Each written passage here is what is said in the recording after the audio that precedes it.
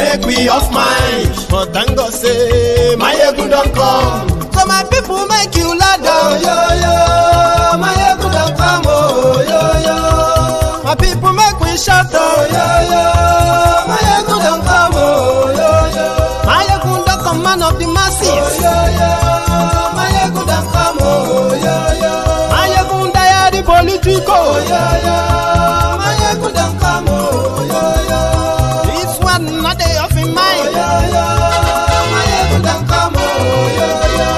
Person where they do evil, no one make person talk. Them say that Mayegun, that man too they talk. He too they talk. Say Mayegun diary, he dey hot like pepper. But every day, then they take money in bulk. Woman picking, they the street they hawk. Still them talk say, make we no talk. But thank God say, Mayegun don't come. So my people make you laugh. Oh, yo, yo, Mayegun don't come. Oh, yo, yo. My people make you shout. Oh, yo, yo, Mayegun don't come. Oh, yo, yo. Mayegun don't come, man of the masses. Oh, yo, yo. Mayegun don't come. Oh, yo, yo. Mayegun diary politico. Oh, yo, yo. Mayegun don't come. Oh, yo, yo. This man not dey off in mind. Oh, yo, yo. Mayegun don't come. Oh, yo, yo.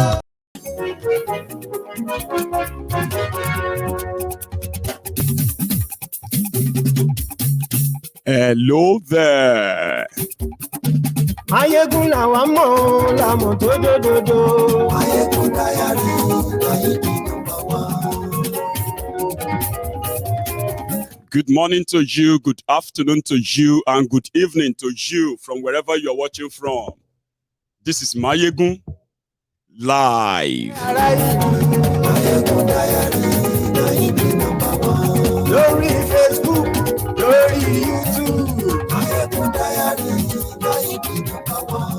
Gbogbo bó ṣe ń lọ ni Mayegun já wa sí. Mayegun diary. Have the guys here. Hello, how are you? Fine, sir. Okay, 500, over 500 naira. Are you willing to pay? I can't pay it, sir. It's too cost, sir. It's too cost. But you look like you have money. I don't have any money, sir. Since last night I sleep here. Since yesterday evening I was here. And I can't have that such of money, sir. Sorry, huh? Yes, sir. Things are going to get better in Nigeria. All right. Say sir. amen. Amen. Okay. Well, Rotus, he has said amen, so we are hoping that things will get better. But I tell you, nobody's willing to pay. Okay, you have 500 naira to pay for fuel. Oh, God. Me, I be a good driver.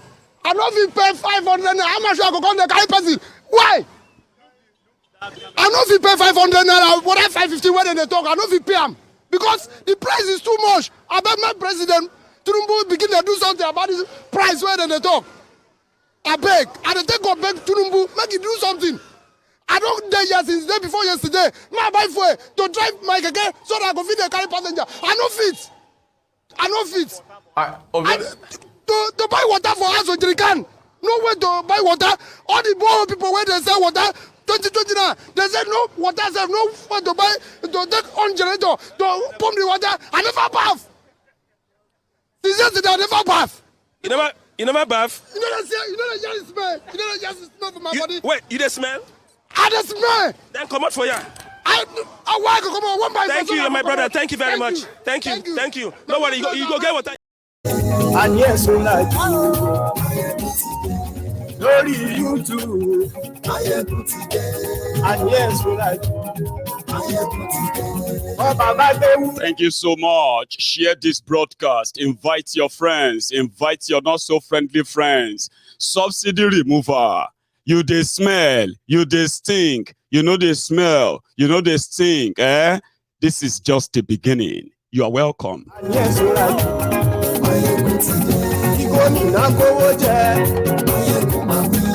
And yes, we like you.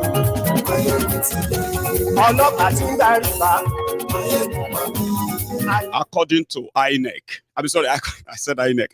According to NNPC Limited, which is to inform our esteemed customers that we have adjusted our pump prices of PMS across our retail outlets in line with current market reality. As we strive to provide you with the quality service for which we are known, it is pertinent to note that prices will continue to fluctuate to reflect market dynamics. We assure you that NNPC Limited is committed to ensuring a ceaseless supply of products. The company sincerely regrets any inconvenience this development may have caused. We greatly appreciate your continued patronage, support, and understanding during this time. This is from the NNPC Limited, ladies and gentlemen.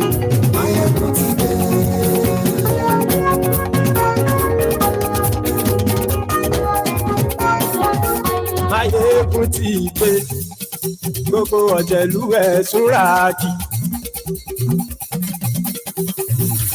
Máyégún ti dé, gbogbo ọ̀jẹ̀lú ẹ̀ súnra kì. Ṣùgbọ́n ní bá ti ṣe ìgbé. Sorry, how much is fuel? I said it now, 240. Sorry, where is Yoruba queue? Yoruba queue, Yoruba queue. Yoruba queue. Where Yoruba people can buy fuel? No, APC, people that voted for APC, where can we buy? No. This is not the price for APC. Really? Sorry. Dramas everywhere. Disable, àtisẹ́tẹ́, àti ń parọ́ tipẹ́, àtisẹ́tẹ́, òtítọ́ òdìmú òdodo òsì mọ́, àtisẹ́tẹ́, kágbádé fáláre, àtisẹ́tẹ́, kágbẹ̀bí fáláre, àtisẹ́tẹ́ adájọ́ ń parọ́ torí owó, àtisẹ́tẹ́, òtìlú ń parọ́ nítorí ipò, àtisẹ́tẹ́, èdò gbówó mi ń tẹ́, àtisẹ́tẹ́, ìjà ń jàrá. Máyégún ti dé, gbogbo ọ̀jẹ̀lú ẹ̀ súnra kì. Ṣùgbọ́n ní bá ti ṣe yìí tó yẹ kí wọ́n ṣe, ọmọ bá dẹ́rọ̀ ò ní fi wọ́n níran. Kì máa rí ṣe. Ọ̀rọ̀ yìí kì í ṣe ẹ̀fẹ̀. Kì máa ṣeré. Ọ̀rọ̀ yìí kì í ṣe ẹ̀fẹ̀. Ẹni bá ti lè lẹ́bọ lẹ́rù o, ọmọ máyé. Thank you so much. We are just opening the first chapter or a preface of what a renewed scam, renewed fraud, and then the renewed sufferings will truly mean. Tonight, I am going to kind of take you in a little bit of a journey.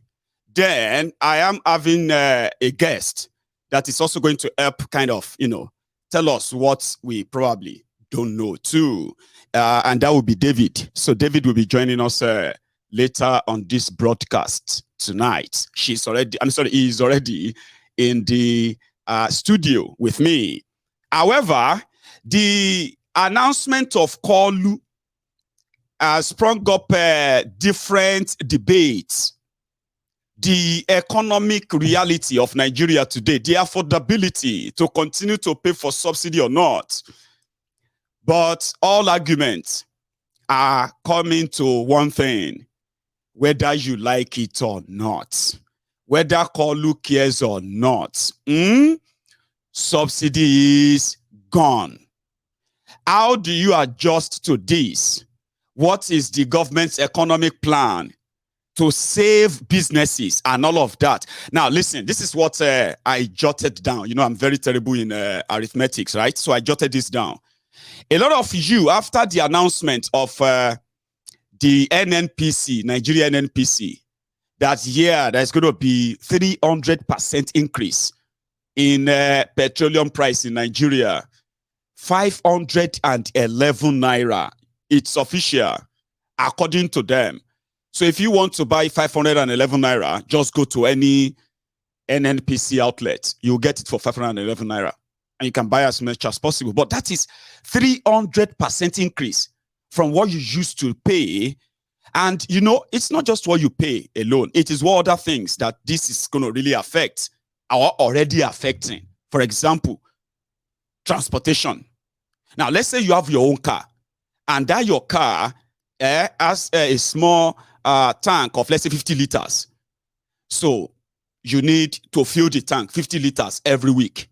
So if you start buying for 511 naira from what you used to buy or pay for it Let's say you have a business or you have a job, and from your own salary, you pay for this, okay?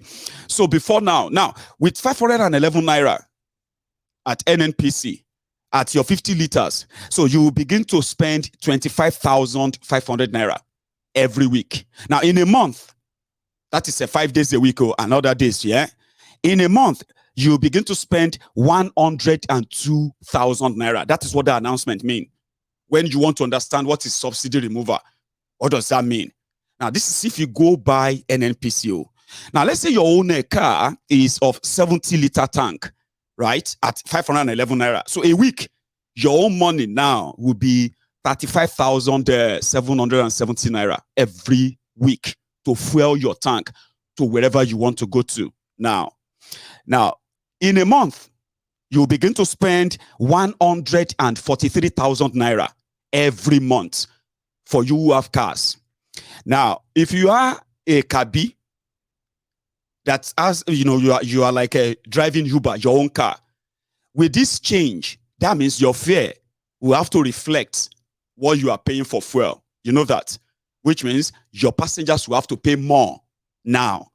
So again, if you are the type that takes public transportation, for example, in a week, hang on, let's say in a day, you spend 500 naira to walk and back, 500 naira, right? Now, with this new price and the changes in the transportation fare, that 500 naira can go up to 1,000 naira now. That journey of 500 naira can go up to 1,000 naira or more. Now, if that is what you begin to spend every day from your salary, 5 days a week, that means you'll be spending 5,000 naira on transportation now. I don't know what you used to spend though, but you begin to spend from 5,000 naira on transportation to work every week. Now, for a whole month, 20 days, you will need 20,000 naira from your salary. You don't have car, you have to use the public transportation. And same things go for those of you who spend more. Think of what with them, like, double to or triple to. That is what the subsidy simply means, okay? Now, your employers will need to do something on your package. And this is just on transportation. No other things like you want to buy this or buy that. The prices are going to be different now, from now on, if they are not already. Now, let's say you are not so lucky to buy your own from NNPC depot anywhere in Nigeria all the time, and you used to have to buy in sort of other oil marketers or filling stations, and you are buying yours at 800 naira, like those who bought in Lagos today, 800 naira per liter. So let's use that calculation as well. You buy at 800 naira per liter. You have a car with 50-liter tank. So which means to fill that tank every week, 50 liter, drive it for 7 days, no matter how much you manage, Abby, that means you'll be spending 40,000 naira every week to fill that tank. Now, I don't know how much you spend currently. You are not traveling. This is just for work or business. Now you'll be filling that with 40,000 naira every week. Now, what do you call it? Every month in 4 weeks, that simply puts, you'll be spending 160,000 naira now. So factor that into what you are earning, okay? And tell which area of your business or your work or your salary will take the hit. That's what subsidy mean, okay? Now, let's say your own car is that of 70-liter tank, right? So you will, at 800 naira per liter, you will need 56,000 naira to fill that car every week. And for a whole month, you'll be spending 224,000 naira to fill that car. Now, if you use your car for business, you know what this simply means for you as well, right?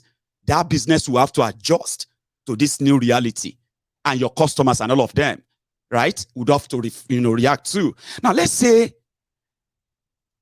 apart from having a car and all of that, okay, those of you who have cars, where you are placed in all of this now, electricity problem in Nigeria hasn't kind of improved. You know that, I mean, sort of got better, right?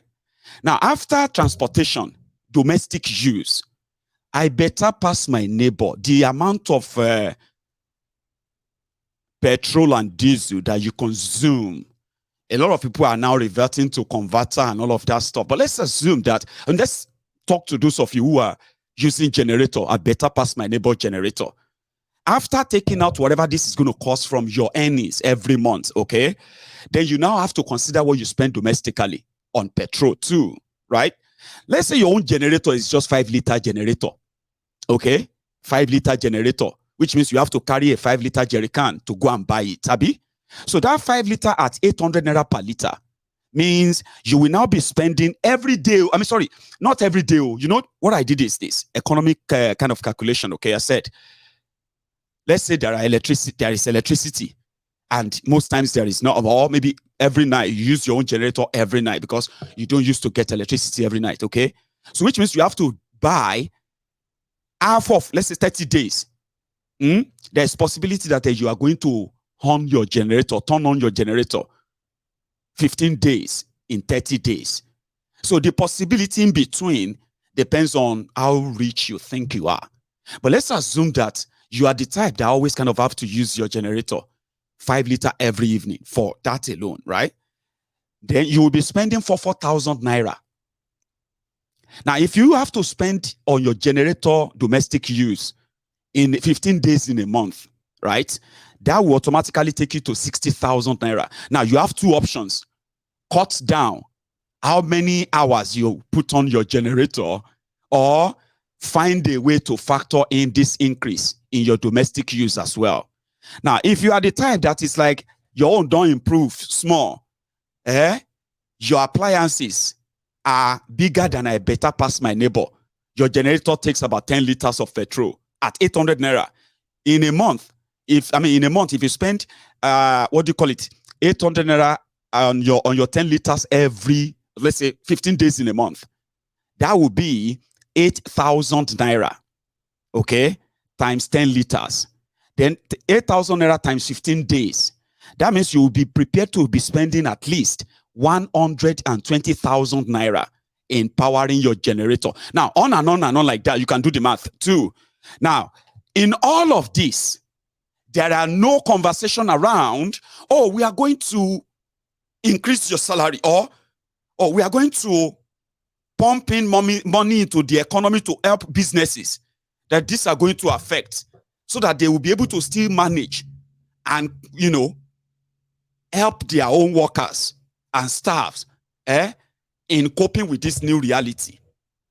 So everybody is just going to find a way around it, because there is no clear conversation. So we have seen them, they are like shutting down filling stations. Why are you selling above the normal price? What is the normal price? Take a look at this one.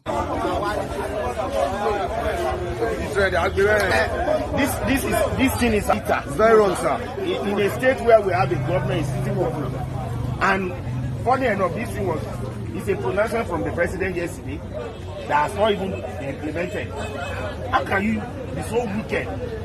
As at yesterday, this guy was selling fuel at 200 plus. 230. You change it to 600 naira. 600 naira. Today. Overnight.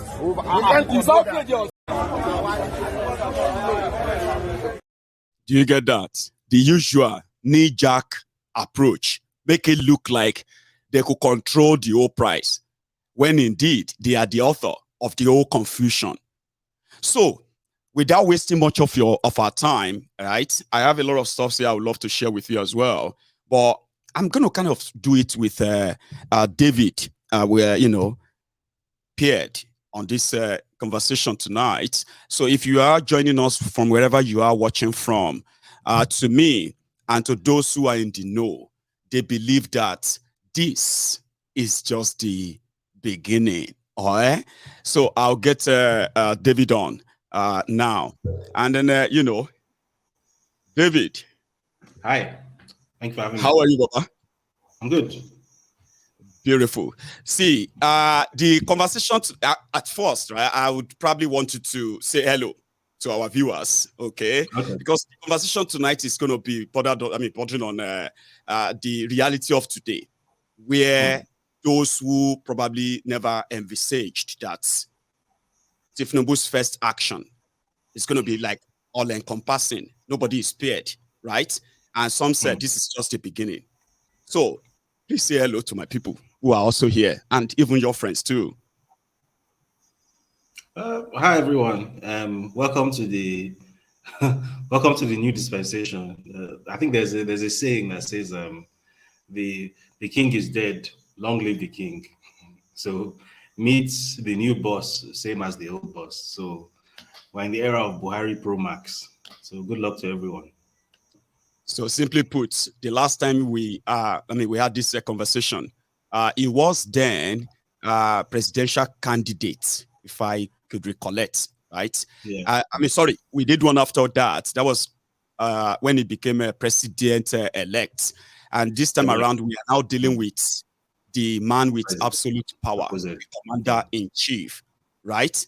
What does this actually mean in reality now, okay, in practice, not in theory and grammar? David. So I think we've already started seeing what the reality means. Starting from his very first meaningful action as president, one of the very first things he did was he came out and made a knee-jerk policy declaration. You are old enough to have lived through the military era, so I'm sure when I say this phrase, you're going to remember what it means. Government by decree.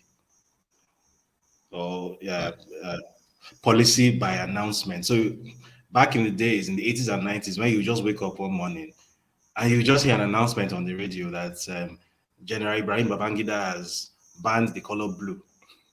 General Sani Abacha has banned people from coughing at 7 a.m. Something. It's like one random policy pulled out of the air and it's just thrown at you and it becomes the law because your guy at the top said it. We're starting to see a reprisal of that. I mean, we saw that throughout the Buhari era, and from the very first day of Tinubu's era, we've seen the same thing because it wasn't a secret that, as you mentioned, the fuel subsidies had to go. That's just regardless of what anybody's feelings are on the matter, the fact is that Nigeria simply doesn't, even if Nigeria wants to keep on paying those subsidies, there's just no money. There is no way to keep on paying them. So the subsidies simply had to go. It's not even as if anybody removed the subsidies. It's just that the subsidies had to go. There's nothing you can do, right? So that wasn't a secret. But the issue was when you are in that situation, the people don't quite understand the complexities involved in the pricing of fuel. All the people know is that low price of fuel is good, high price is bad. And to an extent, you can understand them because, as you also mentioned, the price of fuel has a very outsized effect on people's day-to-day lives. Whether you have a car or you don't have a car, it affects you. You power your generator, you use public transport, you eat. All those things require fuel. So all those costs are passed across to you. So high pump prices do affect people very disproportionately.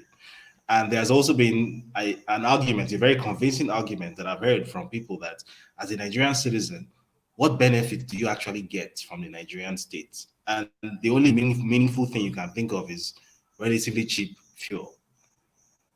So that was pretty much the only thing people enjoyed as Nigerian citizens. So when you know you're dealing with that kind of situation, but the subsidies have to go anyway, regardless of all of this, there's a delicate way of breaking the news. First of all, you didn't even need to break the news because the outgoing Buhari administration had already stated that they made no budgetary provision for the subsidy after June 2023.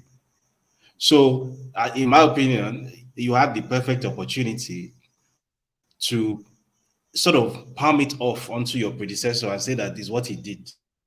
And then make it look like he didn't even want to do it, but that's just what you meant and it wasn't your fault. There was it would have been mischievous, but there was a way to pass it off. And Nigeria being Nigeria, Nigerians will eat it up because, with all due respect, they're not the smartest people in the world, right? But instead of even doing that, he decided that the best thing to do is to be belligerent, is to come out in front of a microphone, in front of the whole world, and say subsidy is gone. You know, I don't know why he thought that was a good idea, but by doing that, he sparked a completely avoidable market panic. So the video you played just before this, where they say somebody was selling at 230 the previous evening, and by the next morning it had jumped to 600. Why did that happen? That happened specifically because Tinubu went and made that pronouncement, that very ill-judged, ill-advised pronouncement. And from what I understand, apparently it wasn't even part of his prepared speech. So he didn't even need to say that.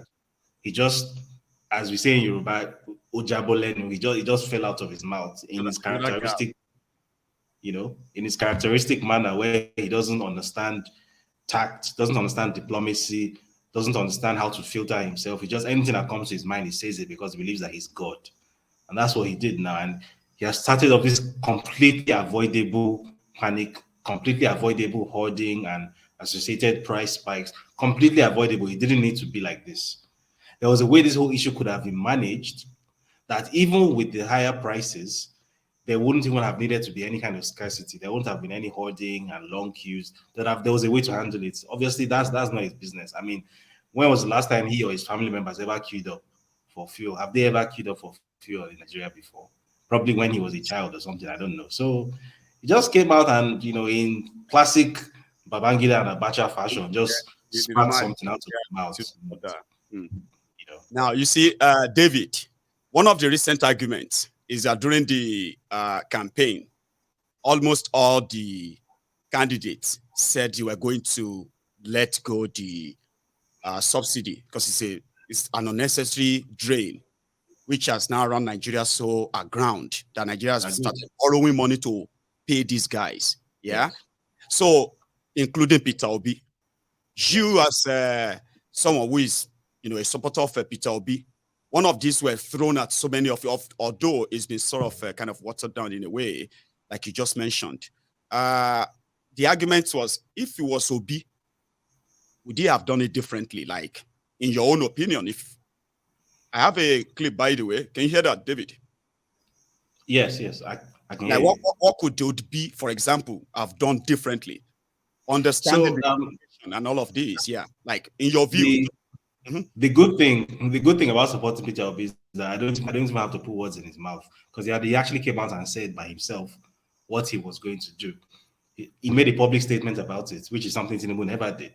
So he stated that his initial plan will be to do a staged removal. So initially, do a 50% removal, and then introduce palliative measures to sort of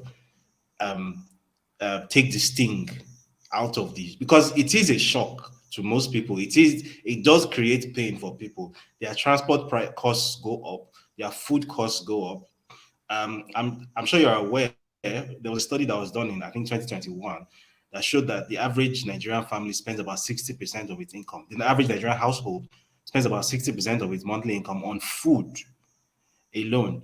So anything that causes food inflation is a very big problem, and everything is competing with food in a typical Nigerian household budget. So whenever the fuel price goes up, it creates a big food inflation problem, which hurts a lot of people. It leads to actual problems with feeding, right? So he stated that the removal will be gradual, it will be staged. So first of all, take off 50% of the subsidy, then introduce palliative measures, and then later on take off the other 50%, which I think is a smart way of handling it, because those subsidies will have to go anyway. Yeah, sorry, David, okay? Let's use his words, according to him himself, Peter Obi, then you can elaborate further, right? The word of you guys in contention here. Just a moment. No matter how long you protest, though, we are going to remove subsidy.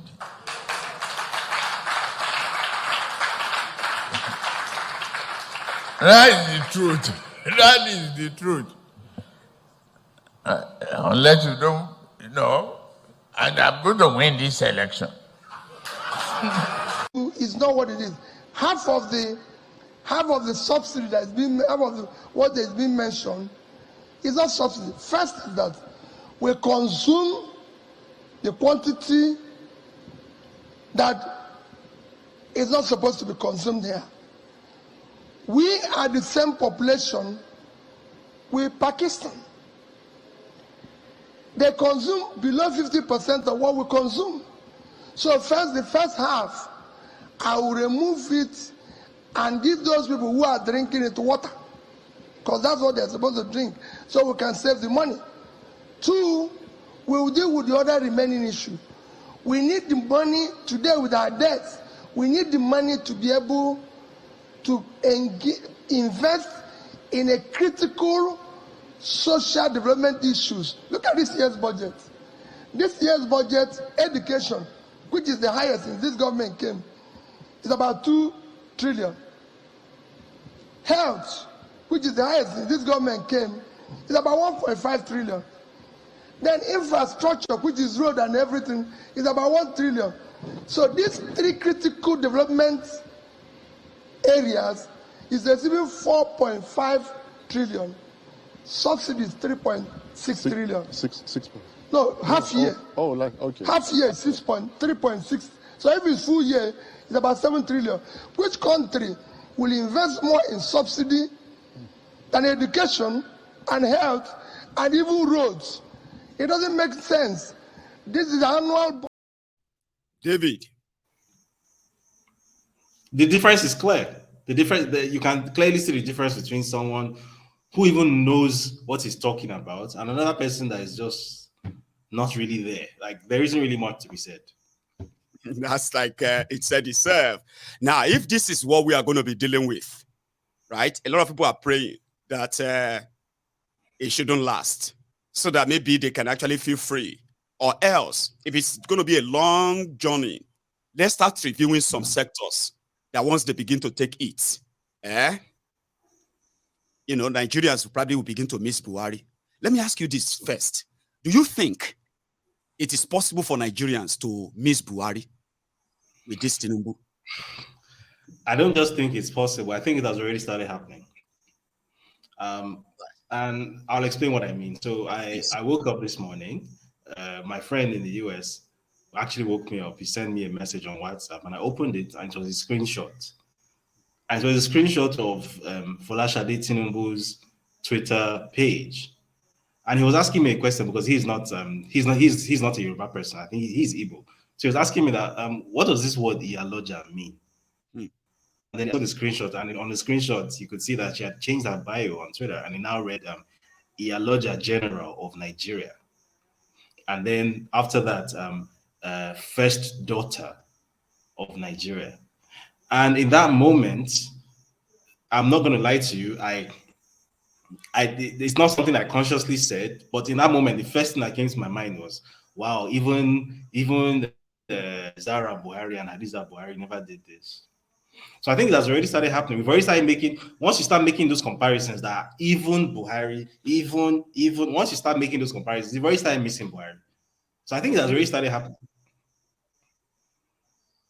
So the drama's like, can you hear me, David? Okay, the drama's like DSS versus EFCC yesterday morning. So things like that are always going to be like, come on. Is that also like in the pipeline? I mean, so we saw things like that during the Buhari era. So it looks like it's more of the same, which is why I said the king is dead, long live the king. It's just that instead of it's merely just being more of the same, we're not having expansions in other areas that even Buhari wasn't even able to fully explore. So these guys are, I have a theory that part of the reason why he was so eager and so instrumental in pushing Buhari to the presidency in 2015 was that I believe that he felt that Buhari was going to perform so disastrously that expectations would be lowered far enough for him to have a realistic shot at actually being president. And I think that's what has happened. So, I mean, in a way, well played. It is a well play. Now, from the start, I did ask you that this is the reality. He's the commander-in-chief now, right? Yeah. If he gaffes, it can cost lives. Yep. Talk less of them having to make up policies that are laced with their own selfish interest without considering the ripple effects, like generally. Yeah. So I asked earlier, I said, like, if Buhari that, a lot of people felt like he's the worst. And Buhari's effect is not even limited to Nigeria. It's so spread that even Nigerians outside Nigeria were feeling the grunt and the brunt. You get what I mean? So now here we are. This is Tinubu. Now, what does this really mean to us when it comes to the, being Nigerian abroad now? Before we were talking about what it was going to be like when it becomes this. Now he is. He is. So what does this mean in in practice, like practically, not theory? Well, I guess in a way it's one of those questions. It's one of those questions. It's one of those questions that we're going to find out the answer together as time goes on. One thing that seems very clear and obvious to me is that over the 8 years of Buhari, I think possibly the most significant thing that happened to Nigeria in an international sense, in terms of our experience as Nigerians outside of Nigeria, is that Nigeria has now become the world's largest insignificant country. And what I mean by that is that for a country this big with this many people, it has now, like, the way we're not even treated with hostility anymore. We're treated with complete disregard. It's like we're like citizens of Sao Tome and Principe, right? For a country with supposedly, allegedly, a population approaching 200 million people, that is never supposed to happen. But we've become so unimportant in the global space, so utterly and incredibly unimportant, not just in a diplomatic sense, even economically, even small things like you want to use, so you're opening a bank account abroad. Let's say you're not a foreign passport holder, you're a Nigerian passport holder, but you have a visa. So in the country you're in, you are trying to open a bank account or something like that. The way you get treated, it's almost like it's no longer a case of, oh, you're a Nigerian scammer or you're a Nigerian criminal. No, it's more like a case of, oh, Nigeria, where is that? We've become so utterly irrelevant to the world around now. Even within Africa, we've started getting treated that way. When Jonathan handed over the country to Buhari, you could travel as a Nigerian passport holder to Kenya visa free. You cannot do that anymore. You now need to apply for a visa. You don't even get to Kenya and get the visa on arrival. You have to apply from your country, the way as if you're applying to go to the UK or the US. You apply for a Kenyan visa, you pay money, dollars. Normally, they grant you a visa and then you fly to their country. And even at the point of entry, they will still want to know, why are you here? What are you doing here? That's how irrelevant we become. So I don't see a Tinubu presidency doing anything whatsoever to reverse that slide. I don't see him. That would have been my question, right? Do you see him, but it would have been like a rhetorical question anyway, that do you see him reversing all of that? See, I want to add something as well.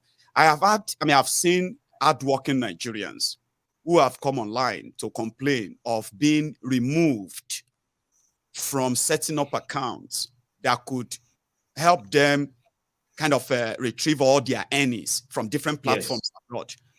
Simply because they are from Nigeria, or they couldn't make payments outside Nigeria simply because they are from Nigeria.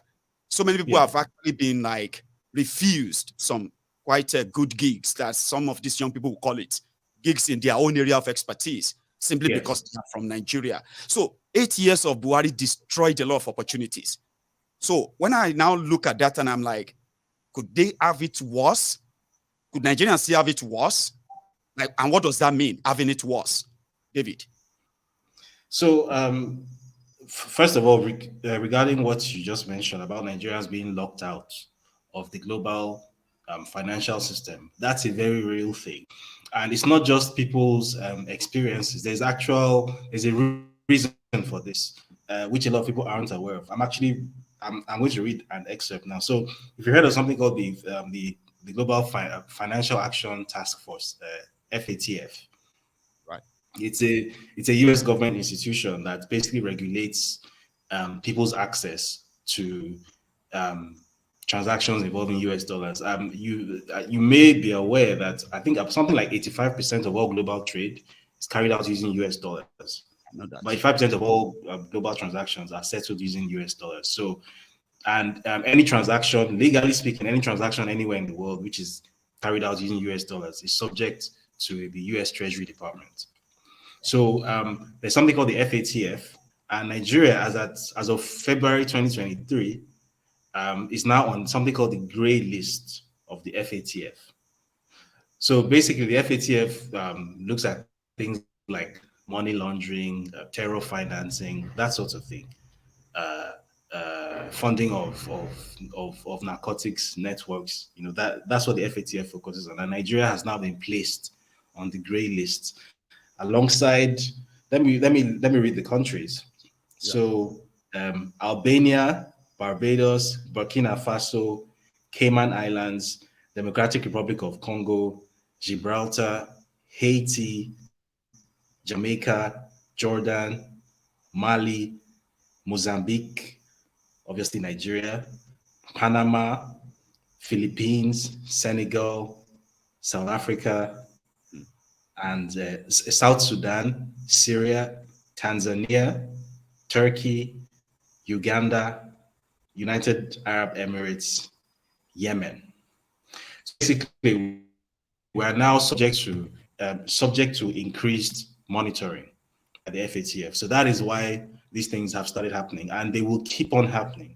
The only way to become no longer subject to increased monitoring by the FATF is for controls to be tightened within these countries. Is for these countries to demonstrate increased compliance with FATF guidelines.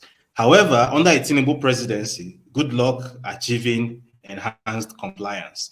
So basically, this is the new normal. So Nigerians' access to the global gig economy is going to be severely restricted in the coming few years under a Tinubu presidency. That's not my opinion. That's the fact. It has already started happening. Technically, it started happening under Buhari since that was February 2023.